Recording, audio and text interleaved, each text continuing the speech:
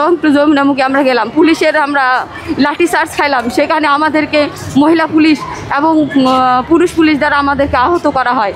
সবার বাড়িতে দেখেন গরুর মাংস এগুলো রান্না করা হয়, কিন্তু মেয়েরা কি খেয়েছে বলেন?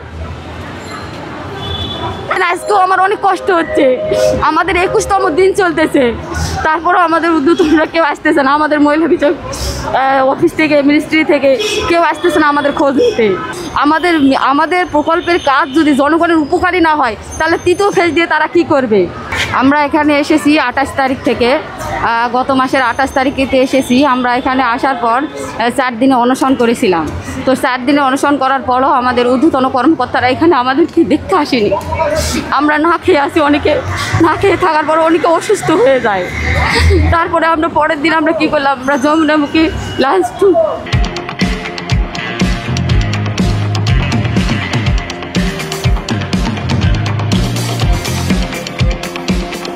লং টু যমুনামুখী আমরা গেলাম, পুলিশের আমরা লাঠি চার্জ খাইলাম, সেখানে আমাদেরকে মহিলা পুলিশ এবং পুরুষ পুলিশ দ্বারা আমাদেরকে আহত করা হয়, অনেকে হসপিটালাইজ করা হয়।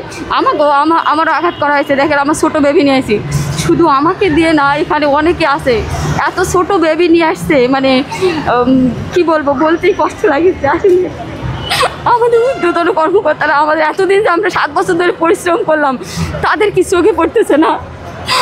আর আমাদের প্রকল্প মেয়াদ শেষ হয়েছে, আমাদের প্রকল্প যদি কোনো কাজেই না লাগে, মেয়াদ যদি শেষই হয়, তাহলে কেন তৃতীয় ফেজ তারা আনতে চাচ্ছে?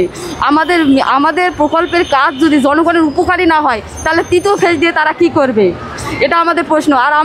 আর সাংবাদিকের কাছেও আমাদের প্রশ্ন, আসলে আমরা যে এত কিছু বলতেছি, আপনারাও তাদেরকে প্রশ্ন করুন, আমাদের ঊর্ধ্বতন কর্মকর্তাদের প্রশ্ন করুন, যে মেয়েরা 2টা দাবি নিয়ে এসে বসেছে, তাদের দাবিগুলো কেন তারা পূরণ করতেছে না? আমাদের ডিপিটিতে উল্লেখ ছিল আমাদের এই প্রকল্পটা মেয়াদ শেষে রাজস্ব খাতে নেওয়া হবে, কিন্তু রাজস্ব খাতে না নিয়ে কি করে, 2বারে আমাদের এক্সটেনশন করা হয়। এক্সটেনশন করার কারণে আমাদের অনেকের বয়স কিন্তু চলে যায়, আর অনেকের বয়স চলে যাওয়ার কারণে দেখেন আমরা এখানে যতগুলো মেয়ে এসেছি, প্রত্যেকটা মেয়েরই প্রায় কম বেশি বাচ্চা রয়েছে। আর এই বাচ্চা নিয়ে এই রোদের সময় ঝড় বৃষ্টি রাত যাপন করতেছে এখানে। এমনকি এখানে সবচেয়ে বড় কষ্ট লেগেছে ঈদটা, এত বড় যে একটা ঈদ, এই ঈদে একটা সবার বাড়িতে দেখেন গরুর মাংস এগুলো রান্না করা হয়, কিন্তু মেয়েরা কি খেয়েছে বলেন? আমার নিজের কষ্ট হচ্ছে, সবার কষ্ট দেখে আমার কষ্ট লাগছে।